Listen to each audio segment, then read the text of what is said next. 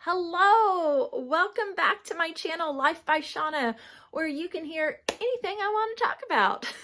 Today, I am super excited because I'm going to be talking about a subject that I love. I love talking about this subject. It is on the subject of masculine and feminine energies. And I'm even going to be talking about a book. In fact, I'm going to be talking a lot about a certain book. In fact, it's one of my top, definitely one of my top 5 books for males. Although it is super helpful for a female to read as well, because it helps us to understand the men in our lives, but also it helps us to understand ourselves. I will get more into that later. But what I want to say at the beginning, is this is something that has just been part of my study as an adult for most of my adult life. I love to read about it. Beside my bed, there is normally some sort of book that has to do with this or male-female relationships. I just love this stuff. So, when I'm talking about a masculine core, or a feminine essence, or masculine and feminine energy, there's maybe a few prefaces that I need to say. One is we are all a mixture. If you take the masculine energy just for what it is, and someone was only in that, well, they would be heartless, they would be, all sorts of things. If you take the feminine energy and what is entailed in that, they would be just a mess and not get anything done and not have structure. So we need both in our lives.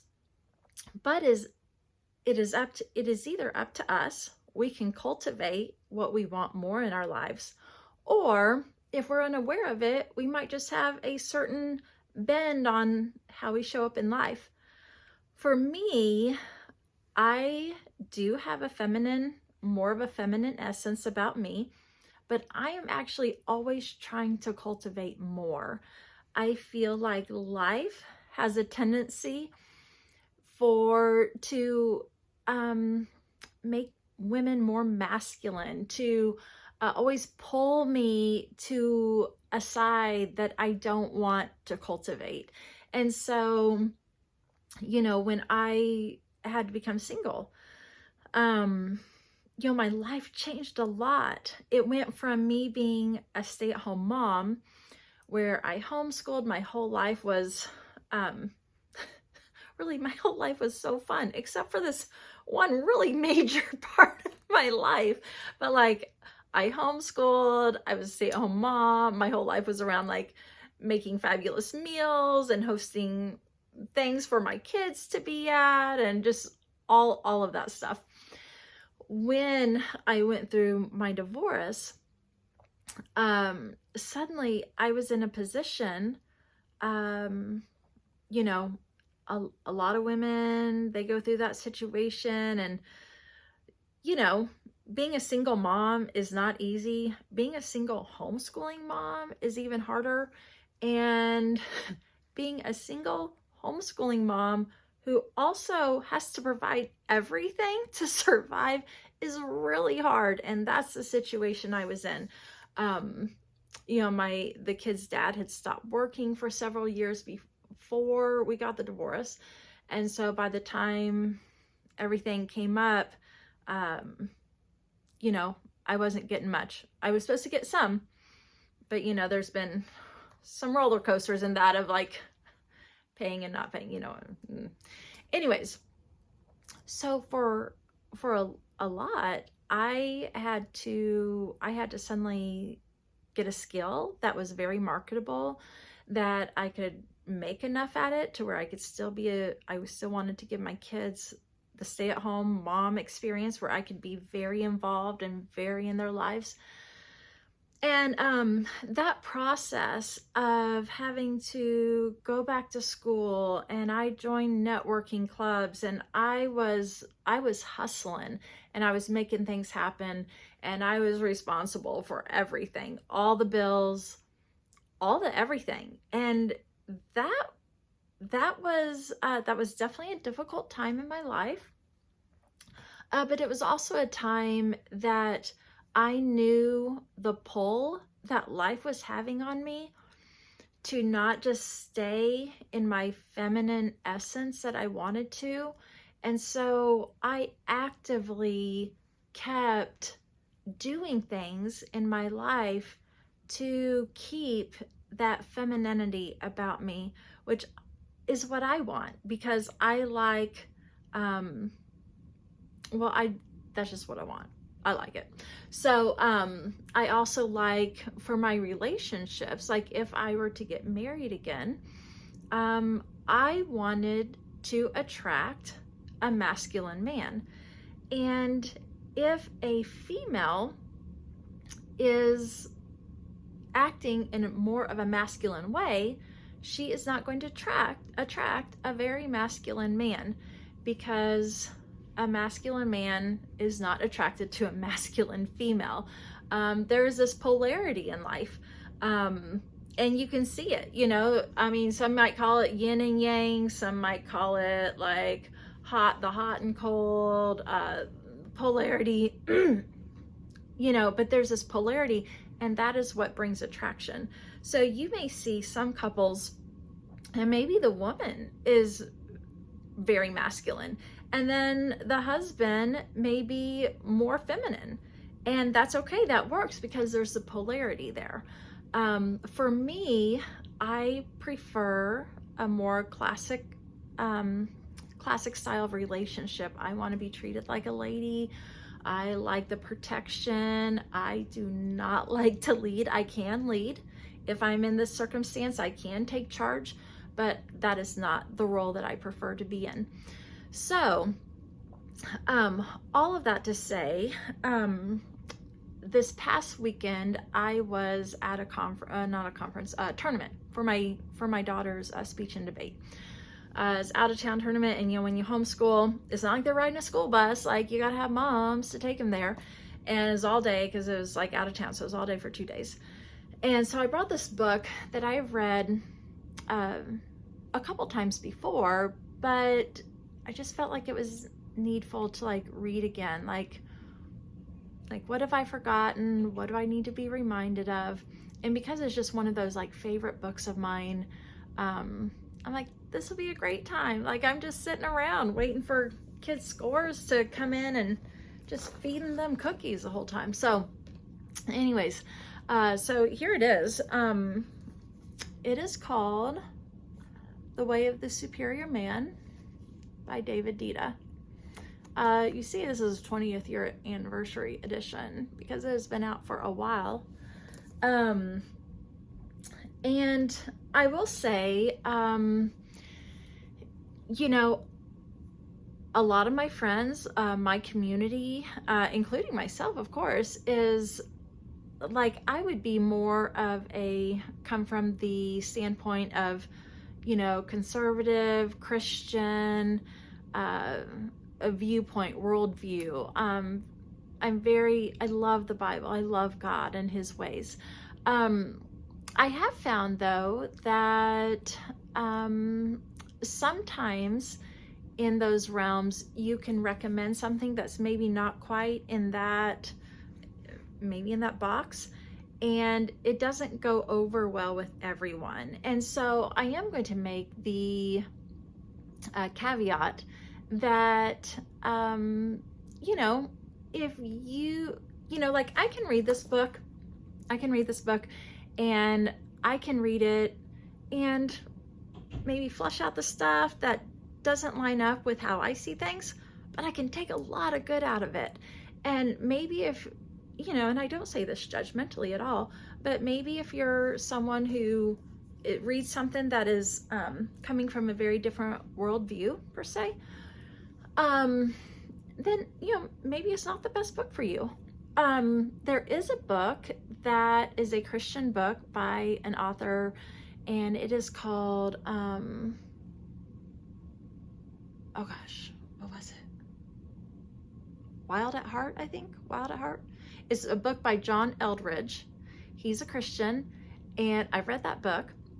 And I will say, reading that book, I was like, man, he must have got so much of his information from this book because there is so many similarities. Not saying that he copied anything, but that's just a part of learning and researching. It just comes in and then it gets mixed up and comes out in your own words, in your own way, with your own spin on things.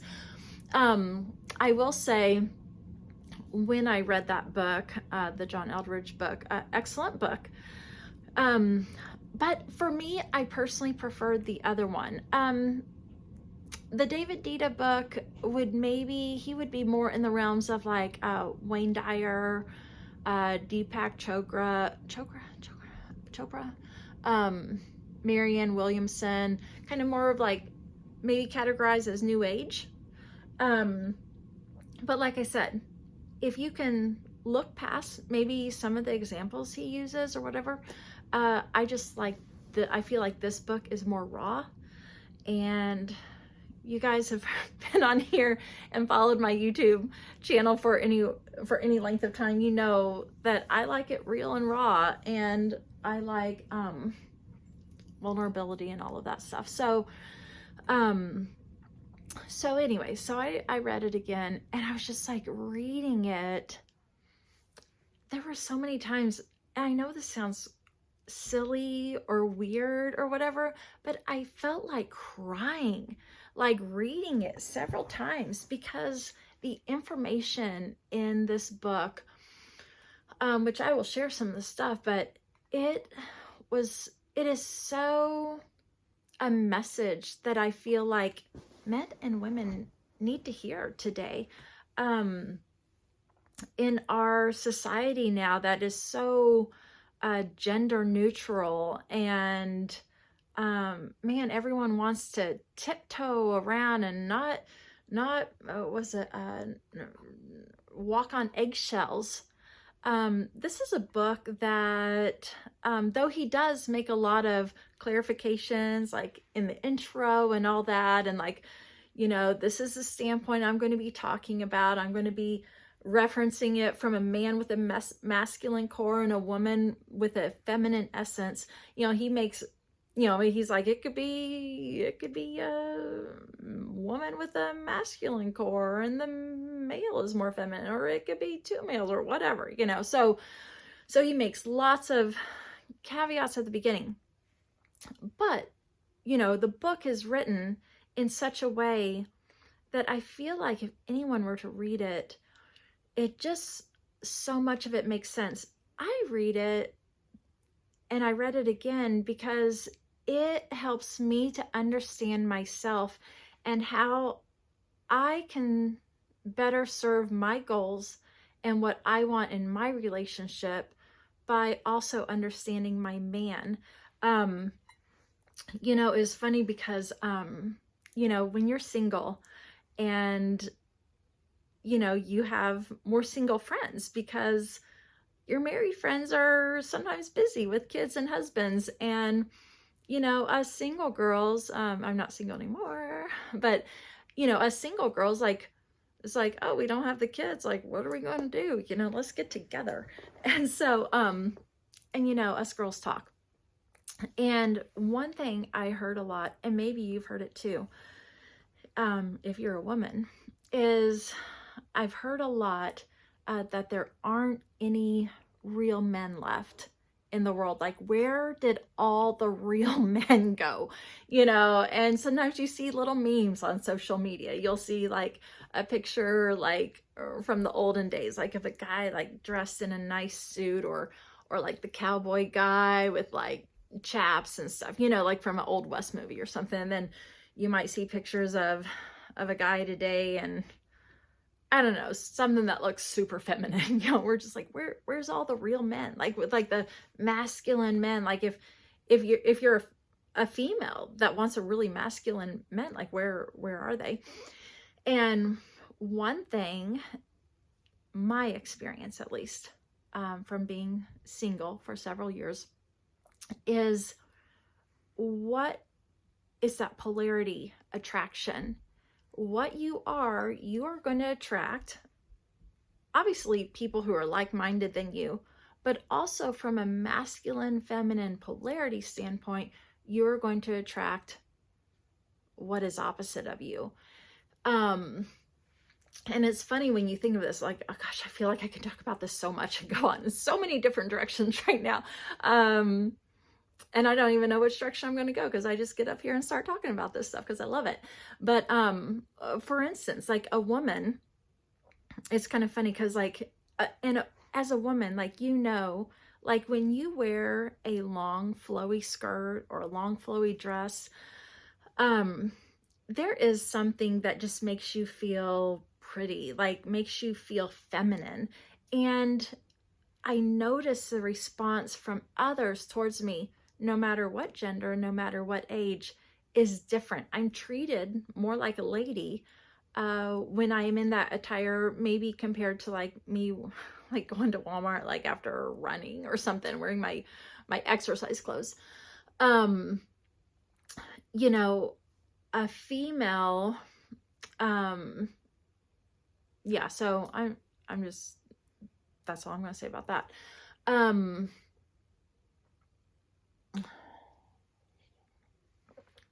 One thing that the book talked about is whatever void there is, women have a tendency to fill the void. So if a man is not fulfilling his role as a man, a woman is going to step in, because that's how we're made. Oh, you're not providing for the family? Okay, well, we're going to step up and we're going to do it, because like it's got to be taken care of. Oh, you're not doing this? Well, then I'm going to step in and do it.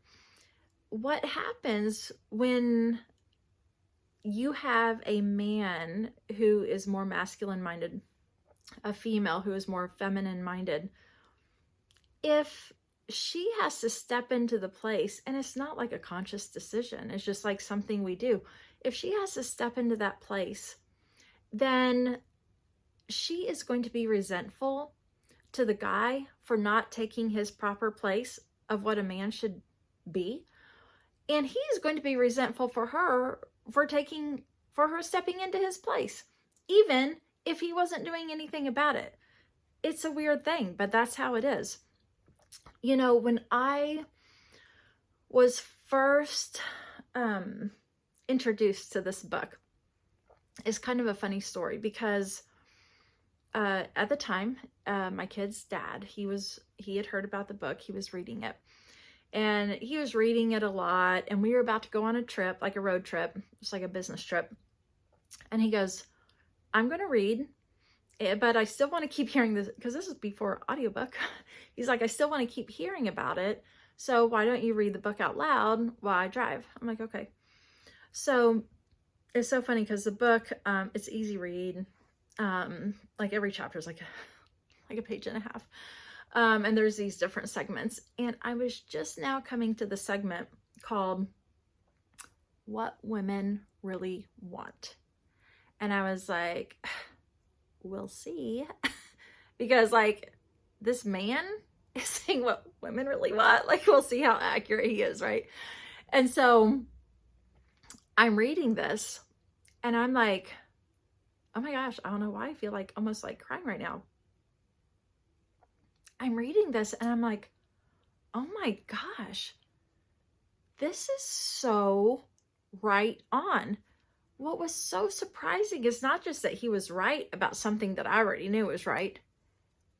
He was right about, he described a situation. The man is doing this. The woman responds in this way. And I'm like, yeah, that's how I would respond too. And then he goes a level deeper and says, this is why. She's like, this response is not how she's really feeling, although she feels like that's how she's feeling. This is the core reason. This is the underlying thing. And this is why if the man responds to this place where the woman thinks she's at, it will not resolve the issue, because the real issue is right here. And I was like, I mean, you know, that emoji, mind blown. That's what I felt like. I'm like, oh my gosh, this is so right. How did I not even know it as a woman? Like, how is this man more right about how I'm seeing or feeling things than even I realize myself? I don't know, but it was really good. And so, um, and so he just speaks on a lot of things that I feel like is really helpful. If you are a male and you're watching this video and you've made it this far, I don't know, congrats. Um, but I would really encourage you to get the book. If you're a female, I would encourage you. I feel like everyone should read the book. But if you're a female, even if you're single, reading the book will help you to understand yourself. And if you are like me and if you are like I was, and wanting to attract a more masculine man, um, then the book will help you understand men better, understand yourself better. One thing I really liked about it is, um, you know, the things that he talks about that a man brings to the table. I'm going to say two more things and then I'm done with this video. A thing that he brings, that a man brings to the table. I mean, there's lots of things, but a man brings steadiness, groundedness, the whole concept of keeping your word is a masculine energy type thing, being like solid, and such like that. He talks about like that's part of having high integrity, but he also talks about having a sense of humor. So what the masculine energy does, um, and this is one of the things that I can appreciate, uh, you know, about like my husband and what I was looking for is that ability to be grounded. Like I get emotional about like I'm really pretty even keel, really. But in trials and struggles of life that have to do with kids or has to do with whatever, things pull on my heart. And TJ, as my husband, provides this groundedness that like, hey, let's bring it back. Like it's gonna be okay. Like we've got this. Like um they provide just like something that you can just count on, that ability to settle with, the ability to, in these places where we get in our heads, to make a joke about something, to bring laughter to the situation, but also like the aspect of the high integrity, that I can trust what he says. You know, when I was single, it's funny because high integrity, there are the three things that I would find attractive in a man: high integrity, confidence, and a sense of humor.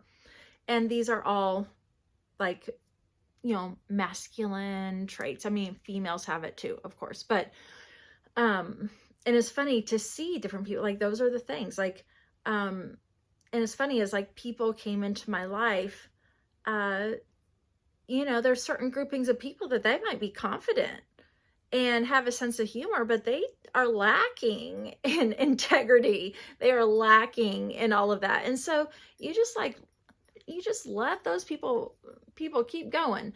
But you know, back to that one thing about like women saying like, where's all the real men? It was funny because during that time in my life, I had lots of men that were around me that were high integrity, that were masculine men. You know, I don't like, I'm hardly attracted to, like, I don't really get attracted to anyone.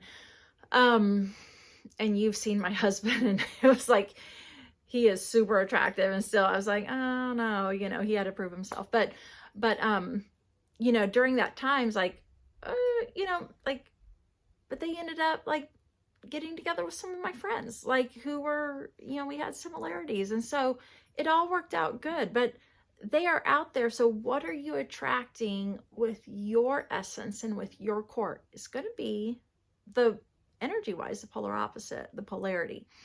The second thing I was going to say is when you read this book, it's describing, when it describes women and talking about the feminine essence, the feminine essence of energy is different than being, like, it can be both and, right? But being a godly woman. Some of the stuff you read in there, I'm like, yes, it's feminine, but that doesn't mean like that's where I want to walk as a godly woman, as a Proverbs 31 woman that I am trying to be,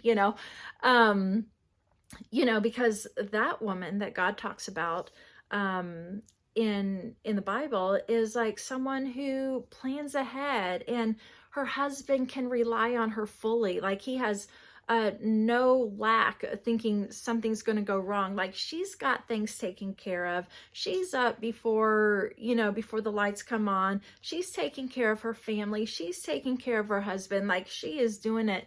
And